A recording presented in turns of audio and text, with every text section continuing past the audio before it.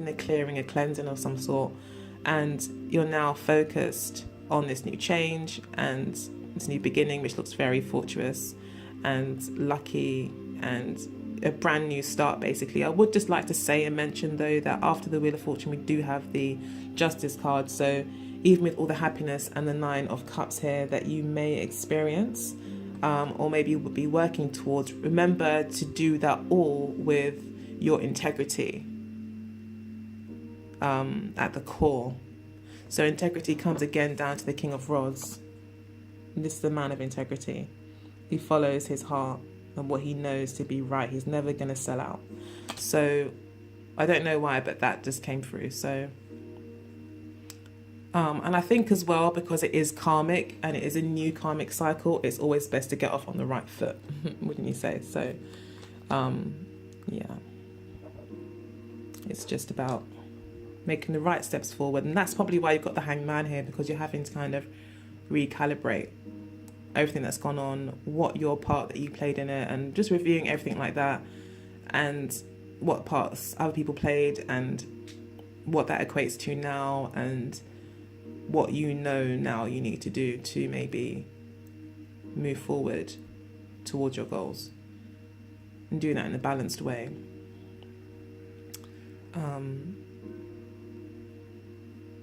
Yeah, so just being fair to all parties. Just remember karma.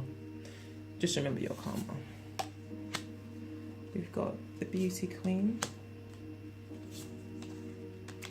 long distance, money,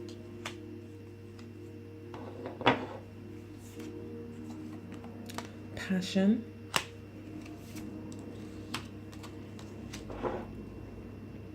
okay. So,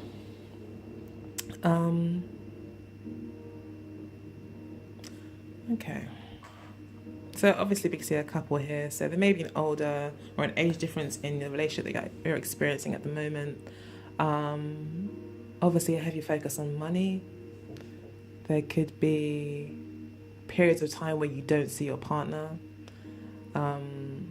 It could be that they live abroad. It could be that you only communicate online.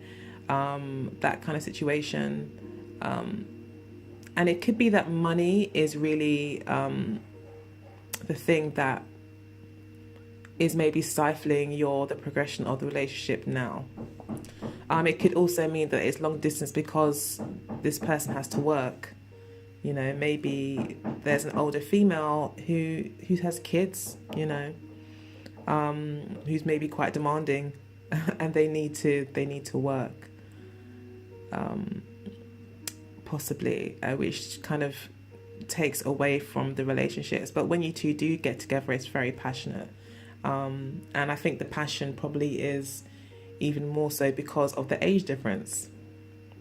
It brings in, it maybe makes you feel very young, you know, if you are the mature woman, or if you are possibly, you know, this could be the mature man with a younger woman. It could go either way, potentially. So it could be that you know, you're just feeling younger because of it. You feel more beautiful, like, you know, it even makes you maybe more productive. So it's all round quite positive. There's no soulmate cards here, though, I have to say, or nothing like that. So it could be that someone comes into your life that, and as there's so many people here as well, it could be that you meet them through friends. We do have the Star card here, and we do have the heavy emphasis on the 5th and 11th houses. So taking that into account, also with the Venus retrograde happening, it could be that, you know, a friend that maybe you've had for a little while, you find that there's a connection there, possibly. And it could be just you kind of looking after yourself, feeling young, working on your money. You could just find yourself attracting, you know, a younger man or a younger person into your life that's quite passionate, yet maybe you don't see a lot of each other.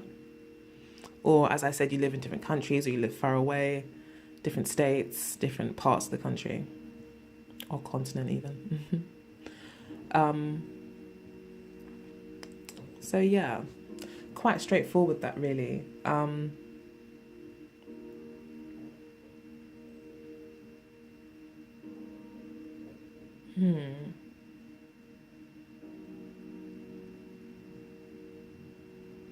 Yeah, so with the Mercury retrograde, sorry, Venus retrograde, um, you could find that, yeah, like I said, like an old friend or someone that you knew before who maybe was quite popular or hadn't seen for a long while. You know, you do see them, and maybe you discuss, or what brings you together is the fact that you're both working on the same goals or same dreams, or you network and you share a business together, um, or you not share a business together, but you maybe have the same business interests, or same kind of long term goals, um, and that kind of brings you together. And it could be a brand new love, like, with the Page of Cups here as well. You obviously are looking for a new beginning, but you're not kind of rushing into anything. And I think you're actually finding it. You're happy. You're quite happy on your own. You're finding ways to make yourself happy. I think I think you understand now, maybe with the eclipses, that it's not just about um, finding others to make you happy, in the sense of always going out with friends. You may realize that with the full moon eclipse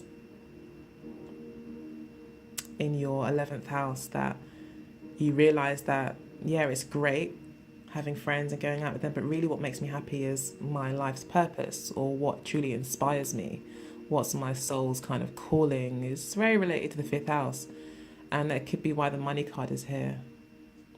And it might have something to do with work, definitely with the 6th house, new moon. So, yeah, you could be realizing that it's not really about others to make you happy. It's about you making yourself happy and following your own passions. And that might be why you, as an old woman, is just thinking, well, I'm going to just be young and fancy free and appreciate my own beauty, put myself out there in the world, and maybe have a long distance kind of passionate relationship with someone that's quite light-hearted rather than anything heavy, especially with the Ten of Swords situation that you've just gone through. So yeah, I think as much as I could say on that. It's probably more, but we don't want the video to go on forever. So we've got the overarching oracle message of never-ending story. Interesting thing I'd like to mention as well is that I shuffled the cards once and this fell out, and I said if this card comes out again, then yeah, I'm done shuffling. And this card was the first card that came out. So yeah, never-ending story seems to be an issue. So it looks like something needs to be put to an end, especially with this being a 10 card. 3 and 7 adds to 10. Yeah, so this period of time in March is about endings, and it will be sad because you're gonna have to, and as I said with the this card just really likes my table, I think. But yeah, so with the 5 of Cups here, you are a bit sad about those endings, naturally, as everyone would be, especially when you develop certain patterns that you're used to dealing with people and everything. Having to change all that isn't the easiest thing. That's why we've got the Hangman there. You're gonna have to require patience, take your time to really look at how you're thinking about things and how maybe that could be contributing in terms of how you perceive things, your perceptions, your goals, how you're really prioritizing things. But yeah, definitely letting go. So I will read this. I don't always read them for all the readings, so sometimes it's very self-explanatory, but I feel that it's important for this one. So, as it's come up twice in the shuffling, never-ending story. Essential meanings: self-criticism, the wounded ego, unnecessary dramas. So unnecessary dramas would be the 5 of Wands. Self-criticism might be the 5 of Cups.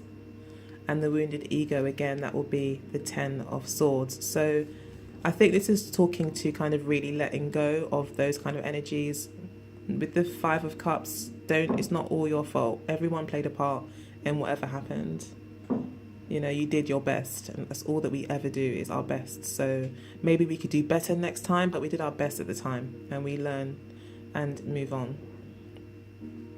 The wounded ego. So maybe you did lose the argument with these people, or maybe having to accept in yourself that certain things you're doing is only feeding your ego and not actually feeding your soul. Unnecessary dramas, again, that's the 5 of Wands. Just arguing over something that's really going on inside yourself and having to take the time to reflect and see what's actually bothering you, rather than projecting maybe your kind of conflicts, inner conflicts. So it says here, there is a story woven through the imperfect fabric of life that tells of hurt and loss, rejection and humiliation, self-loathing and arrogance, and all manner of suffering born of unnecessary dramas. It is the old story whose refrain is that you cannot do this, must not go there, should not say that, lest your world come crumbling down. Today, know that none of this is actually true. The sky is not falling. The voice you hear is just a small, scared, conditioned part of you that got stuck in a lie, wants to protect you, and needs to be seen as a victim. Love that lost piece of you. Fear is all it knows. Distorted guidance is preventing you from being true to yourself.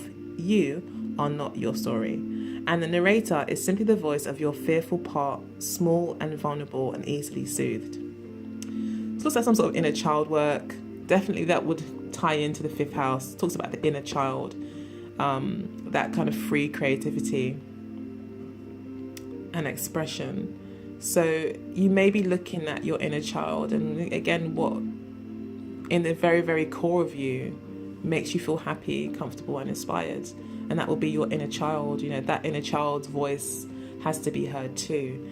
Otherwise it will just keep creeping up unexpectedly, creating unnecessary dramas. So I'm also going to read the relationship message. So sometimes your heart enters into a contract with another that results in pain, not because of abuse or neglect, but for other more complex reasons: shame, fear of intimacy, low self-esteem are the greatest challenges to the success of a relationship. Consider how valuable this knowledge is, however. Right now, you have an opportunity for important healing, but you must reflect on the stories you weave about love, connection, abandonment, rejection, and loneliness. Not only do you need to begin a new story, new story, definitely. Needs to be created with all these endings and beginnings. So not only do you need to begin a new story, you need to forgive yourself for telling yourself the old ones. Have compassion for the part of you that believes all those narratives. None of them were ever true anyway. Yeah, so brand new beginnings, end of a story, end of a chapter. So congratulations, have fun, dear Scorpio. Sorry the reading was so long. I hope you enjoyed it. I'd love to hear how you get along, so please leave a message if you feel this message resonated. Otherwise, check out my website, symbolsforliving.com, for all of my lovely little gift items that I'm sure that you'll appreciate. And until April, take care. Bye.